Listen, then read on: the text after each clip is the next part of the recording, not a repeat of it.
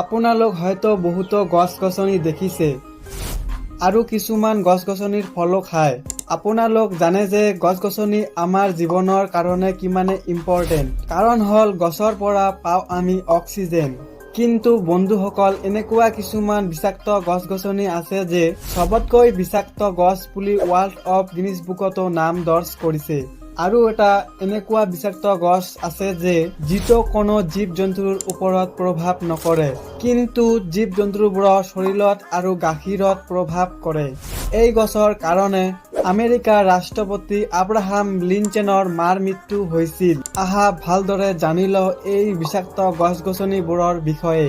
Number 1, গছটোৰ নাম হল white snack rose. গছৰ ফুলটো দেখিবলৈ বগা, কিন্তু ইয়াৰ ৰঙৰ ওপৰত ভুলতো নাযাবা। এই গছৰ ফুলটো দেখিবলৈ বগা হ'ব পাৰে, কিন্তু ইয়াৰ কামটো পুৰা উল্টা। কাৰণ হল এই ফুলটোৰ ভিতৰত থাকে বহুত ভয়ানক এলকহল ট্ৰামটোল, আৰু ইয়াৰ এটা গছত ইমানে এলকহল পোৱা যায় যে আপোনাৰ নিচিনা আৰু 10জনকো মৃত্যুৰ ঘাটত যাবলৈ বাধ্য কৰিব পাৰে। অবাক কৰাৰ কথা হল এই গছৰ এলকহলে কোনো জীৱ-জন্তুক নামাৰে। ঘটনা হল 1789 চনৰ আমেৰিকাৰ প্ৰথম ৰাষ্ট্ৰপতি আব্ৰাহাম লিংকন। আৰু আব্ৰাহাম লিংকনৰ মাৰ মৃত্যু হৈছিল গৰুৰ গাখীৰ খোৱাৰ কাৰণে।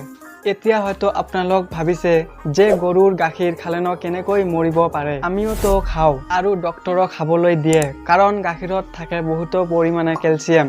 ময়ো আপোনালোকক গৰুৰ গাখীৰ খাবলৈ সাজেষ্ট কৰিম, কাৰণ গৰুৰ গাখীৰত কোনো বিষাক্ত বস্তু নাথাকে। তো যিমানে পাৰিবা সিমানে খাবা। তো আব্ৰাহাম লিংকনৰ মাৰ মৃত্যু কেনেকৈ হল? এই গৰুৰ গাখীৰ খোৱাৰ কাৰণত।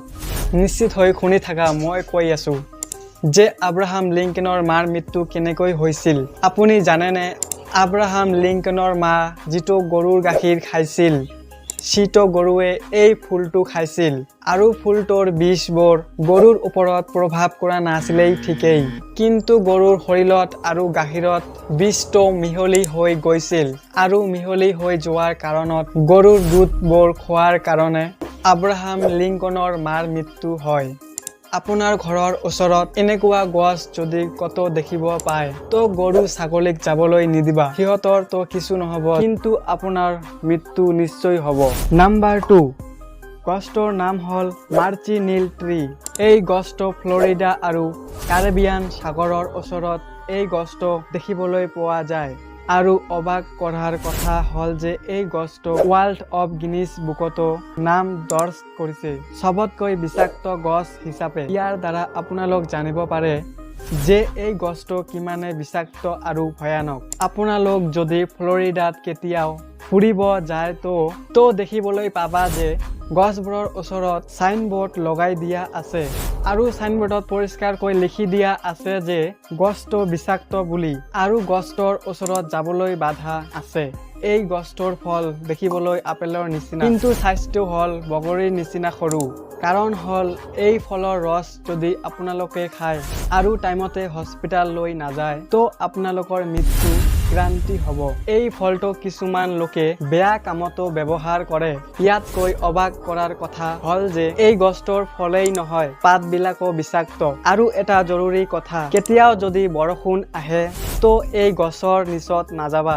কাৰণ হল বৰষুণৰ পানীবোৰ গছৰ ওপৰত পৰিলে আৰু গছৰ পাতৰ পানীবিলাকে আপোনাৰ যদি শৰীৰত পৰে, তো য'তেই পৰিব জাগাটো বিষ হ'ব আৰু জাগাটো জ্বলিবলৈ ধৰিব। নিকল এষ্ট্ৰলজিছে এই ফল টেষ্ট কৰিছিল আৰু তাৰ মৃত্যু হৈছিল। বুদ্ধিমানৰ কাম হল যে এই ফলটো বা এই ফলৰ গছটো দেখিবলৈ পালেই দূৰত পলাই যাব, নহলে আপোনালোকৰ মৃত্যু নিশ্চিত। আজিৰ ভিডিঅ'টো যদি আপোনালোকক ভাল লাগিছে, লাইক কৰি কমেণ্টত জনাব, আৰু এনেকৈ ভিডিঅ' দেখাৰ কাৰণে প্লিজ চেনেলটো ছাবস্ক্ৰাইব কৰি ৰাখিব। Thank U.